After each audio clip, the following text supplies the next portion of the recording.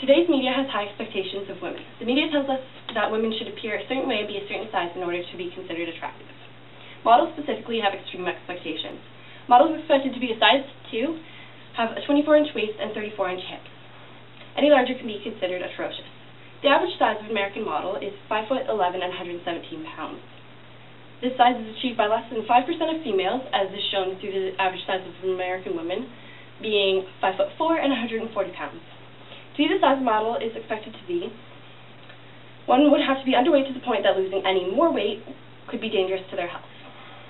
Expectations such as these, along with the media images and videos they provide to young women and girls, have led to a variety of serious eating disorders, including bulimia, binge eating disorders, and anorexia, especially anorexia.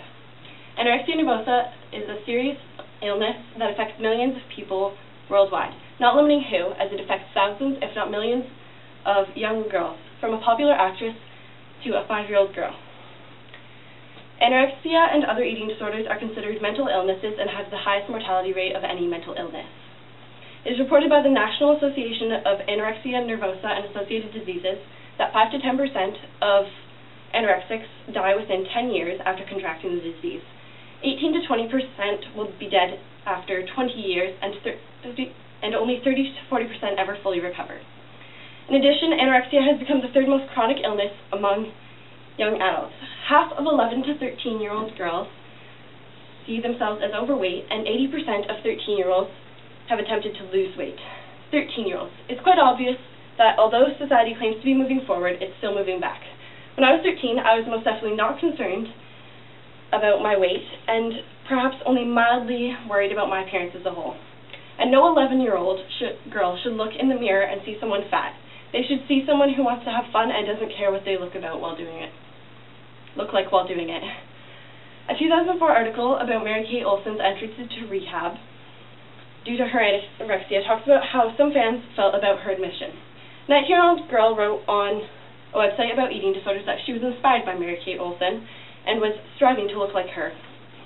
Meanwhile, Mary-Kate was shown to be alarmingly thin and stick-like to the point of being unhealthy. Yet at the same time, she was considered the perfect girl, skinny, pretty, and famous. Mary-Kate Olsen was outwardly the perfect role model, but she was anorexic, something that could have led to her death. Justine Gallagher is an example of a girl who developed an eating disorder at a ridiculously young age. She was 5 years old when she first became anorexic and remained at 32 pounds for the next 2 years because of it.